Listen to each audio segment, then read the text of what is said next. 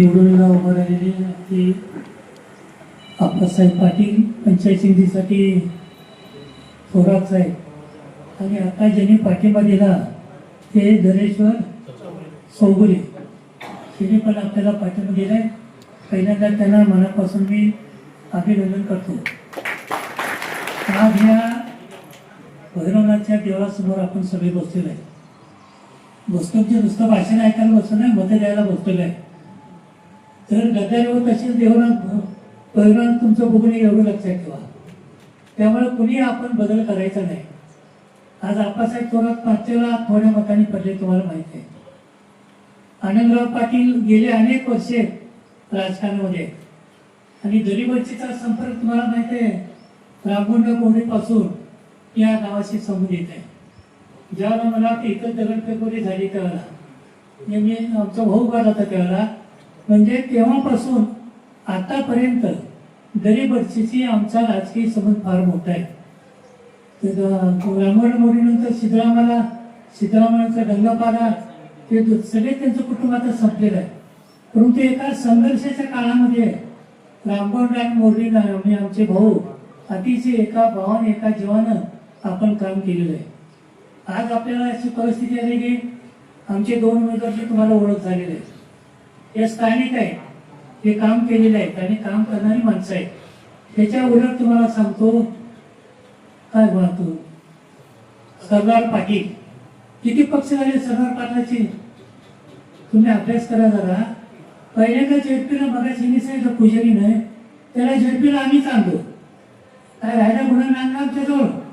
हळूच विक्रम सावंत गेला तिथं बँकेवर गेला सांगतो तुम्हाला. आता कुठं आहे गोपीचंदच्या मागे लागला. आता जिल्हा परिषद उभा राहिला. ह्या 5-7 वर्षात ह्यो सरदार पाटील किती ठिकाणी आला हो, किती ठिकाणी काम केलंय त्यांनी, त्याचा पण अभ्यास करा. ह्यो सरदार पाटलाचं काय होतं पहिल्यांदा त्याच्या रोजगार हमीची कामं करायची. जगचा एक चांगला बंगला बांधायचे ना. आणखीन कुठं कुठं काय उद्योग केले तुम्हाला माहित आहे. निवडून कशासाठी यायचंय, फक्त पैसे मिळवण्यासाठी यायचं एवढं लक्षात ठेवा. हे काम सरदार पाटलांनी केलेलं आहे आणि म्हणून तुमच्या मतदारसंघामध्ये सरदार पाटलाच्या विरोधात प्रचंड असंतोष आहे. मग हा माणूस परत येतोय कुणाच्या जेव्हा पैसे वाटायचे आणि मतं विकत घ्यायची ह्या भावनेतनं त्याचा प्रचार चालू आहे. त्याला आपण किती बळी पडायचं हे तुमचं तुम्ही ठरवा. सांगतो हा काही कामाचा माणूस नाही. त्याला सत्ता कशासाठी पाहिजे, त्याला स्वतःचं घर भरण्यासाठी भरपूर पैसे मिळवण्यासाठी पाहिजे. एकदा निवडून आला की 5-7 वर्षे तुमच्याकडे ज्याने बघितलं सुद्धा नाही तो माणूस परत तुमच्याकडे यायला लागलाय. कशाने यायला लागलाय, खोटं नाटक सांगायचं.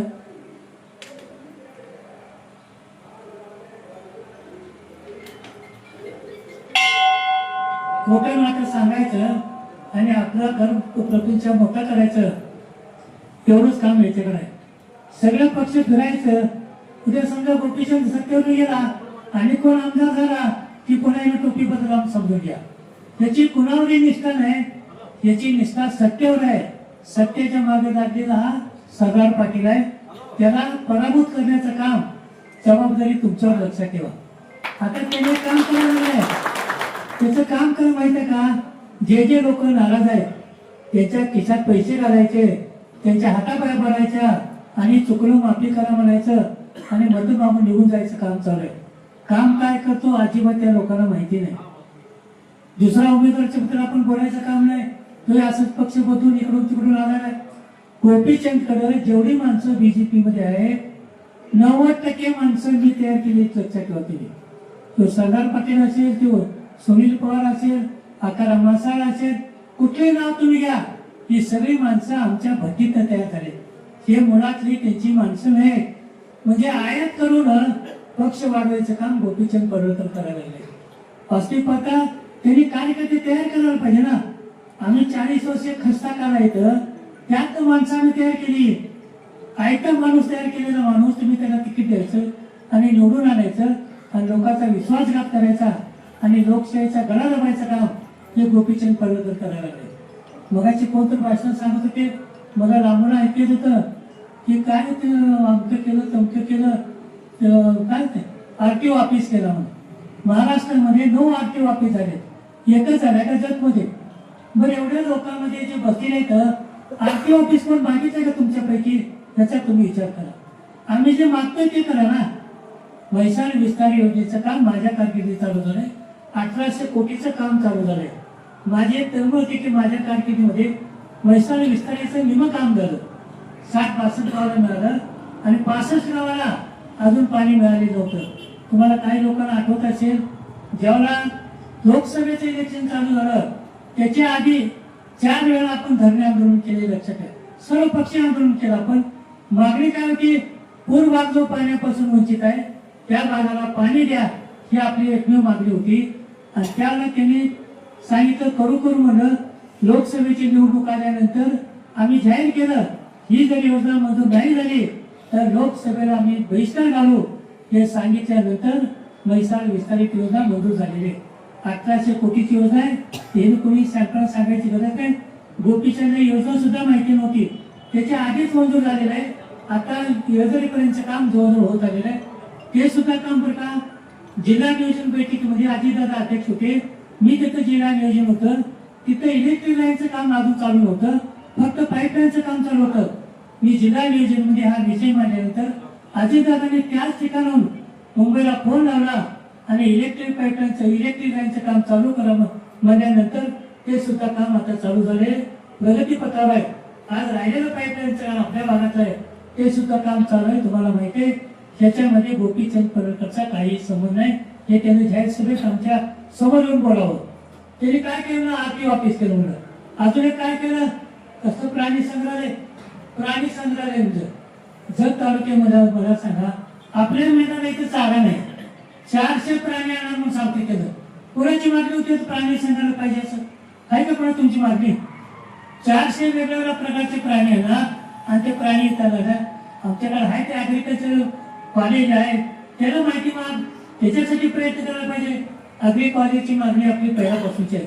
व्हेटरनरी म्हणजे जनावरच्या दवाखान्याची म्हणजे कॉलेजची मागणी आपली आहे.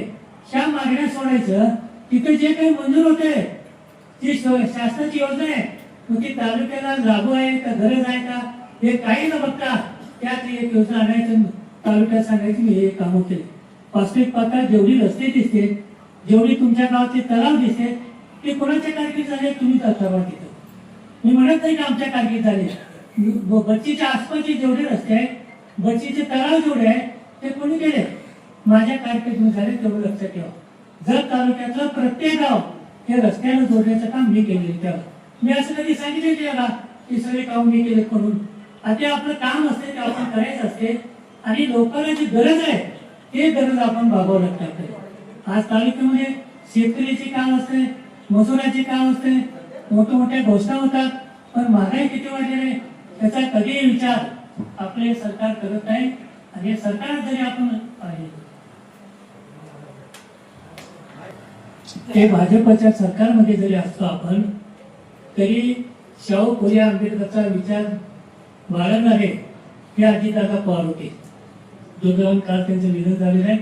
आज राष्ट्रवादी पक्षामध्ये जो एक विचार मांडायचा आहे, जातीवादी विचार आपल्याला मांडायचा नाही. आपल्यामध्ये भांडणं, आपल्यामध्ये तेढ करायची, मुस्लिमांमध्ये धर्मामध्ये भांडण लावायचं काम हे भाजप सरकार करते, हे तुम्ही लक्षात ठेवा. आपल्याला जातीच्या व्यवस्था करायचे. इथं जात ही माणूस एखादी जाती जन्मला तो काय चढून येतो का? काय जे पारंपरिक पद्धतीने आले आपण तिचा विचार करत करता. आपल्या डोक्यातून जातीवाद सोडला पाहिजे. तुकाराम महाराजाचा एक अभंग आहे, विष्णुमय जग वैष्णवांचा धर्म भेदाभेद ब्रह्म अमंगळ. हे कुणी सांगितलंय? तुकाराम महाराजांनी सांगितलंय. बसवेश्वरांनी सांगितलंय. जे जे लोक चांगले तुकडोजी असतील, गाडीबाबा असतील, त्यांनी कधी जातीवाद पाळला नाही. त्यांनी एकच केलं, समाज सेवा म्हणजे ईश्वरी सेवा सांगितली. समाजाची सेवा सांगा आणि भेद असं काय करू नका ना. जन्मला म्हणून तो आमच्या जातीचा, मला सांगा एखाद्या हिंदू जन्माचा काय तिळामध्ये लावून येतो का त्यानं? परंपरेनं आपण त्याला म्हणतो की हा धनगर आहे, हा मराठा आहे, हा मुस्लिम आहे. जन्म त्याच्या हातात नसते, पण तो जन्मल्याबरोबर ज्या जाती जन्मते ती जात त्याला चिटकून जाते आणि म्हणून ही विषमता यायला लागली. हे विषमता जर संपवायची असेल आपल्याला, आपल्या डोक्यातली जात ही कल्पना आधी काढून टाकली पाहिजे. आपण सगळे ईश्वराची लेकर आहे, आपण सगळे मानवतावादी आहोत. आणि मानवतावादी दृष्टिकोनातून आपल्याला अजितदादा पवारला तर खरी श्रद्धांजली अर्पण करायचं असेल तर त्याला तुमचे एक मत देऊन त्याला श्रद्धांजली अर्पण करण्याचं काम तुमचं आहे. शाहू फुले आंबेडकरचा विचार म्हणजे वेगळा विचार नाही. तिथं सगळ्या जाती धर्माच्या लोकांना एकाच ह्याच्यात गुंफण्याचा विचार हा त्यांचा आहे. तिथं बाकीचे लोक कोणी काही सांगतात, आम्ही अनेक लोक येतात, आम्ही ऐकतो त्यांचं बरं. मी सुद्धा एक संप्रदायामधला माणूस आहे, पण तो विष्णुमय जे म्हणतो ना आपण, त्या तुकाराम महाराजांच्या संप्रदायामधला माणूस आहे. आपण कुठल्या जातीवर भेद करत नाही. तुम्हाला माहिती आहे माझी 40 वर्षाची कारकीर्द आहे. किती लोकांना, जातीच्या लोकांना मी पदं दिली, लिंगायत लोकांना दिली, धनगर लोकांना दिली, मागासवर्गीय लोकांना दिली. त्याची एक मोठी यादी करा तुम्ही. सगळ्यापेक्षा जास्त मदत, जास्त पदं ही मराठासून इतर लोकांना दिल्याचं लक्षात ठेवा. आमच्या डोक्यात जात ही कल्पनाच नाही ना, कारण आम्ही भजन करणारी माणसं आहे. तुम्हाला माहिती आहे दरवर्षी आमच्या सप्ताह असतोय. आपण कीर्तनवाले चांगला धर्म आपण सांभाळणारी माणसं आहोत. त्यामुळे आम्ही जे विचार सांगू ते शाहू फुले आंबेडकरचा मानवतावादी विचार सांगू आणि जनसेवा ही ईश्वर सेवा असं म्हणणाऱ्यापैकी एक आहोत. म्हणून आज तुमच्या समोरची भारतीय लोक या नाही, जिल्हा परिषद पंचायतीच्या निवडणुकीनं त्याचा नेता पण तसाच आहे, त्याच्यावर मी आता काही टीका करत नाही, पण ते आता विषय नाही. तर पण जी माणसं त्यांनी नेमलेली तर नगरपालिका किती आणल्या होते त्यांनी? 8 नगरपालिकेमध्ये गोपीचंद पडळकरने फक्त 2 आणले.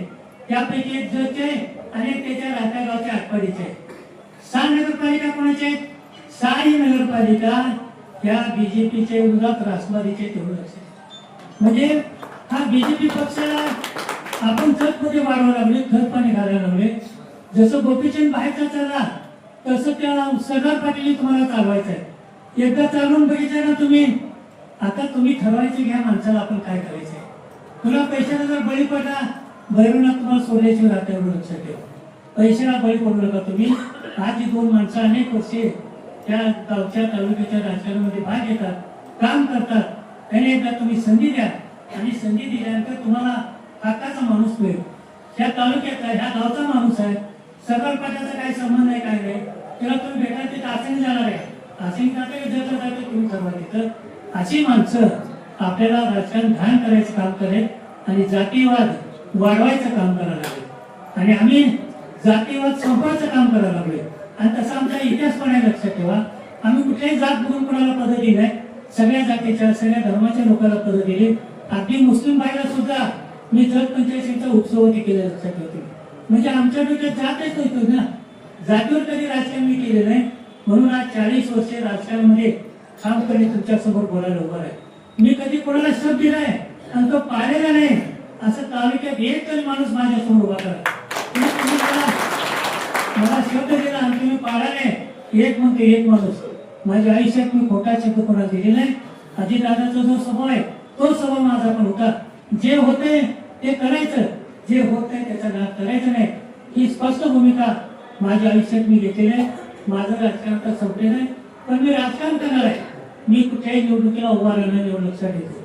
पण जी चांगली माणसं आहेत त्या चांगल्या माणसाच्या बाजूला मला जेवढी ताकद, जेवढी बुद्धी दिली त्या माणसाच्या पाठीमागे राहणं मी एक सामाजिक कर्तव्य समजून मी काम करते. माझ्या स्वार्थासाठी मला काही नको, लक्षात ठेवा. आज इथे जिल्हा परिषदेला आनंद पाटील आहेत, अप्पासाहेब थोर आहेत. 2 माणसं नव्यानं तुमच्या समोर दिली. त्यांचे घड्याळ चिन्ह आहे आणि घड्याळ चिन्हावर बटन दाबून तुम्ही अजितदादांना एक चांगल्या प्रकारची श्रद्धांजली व्हावी अशा प्रकारची विनंती करतो आणि या ठिकाणी थांबतो. जय हिंद, जय महाराष्ट्र. ताज्या बातम्यांसाठी पाहत रहा संघर्ष माझा जत.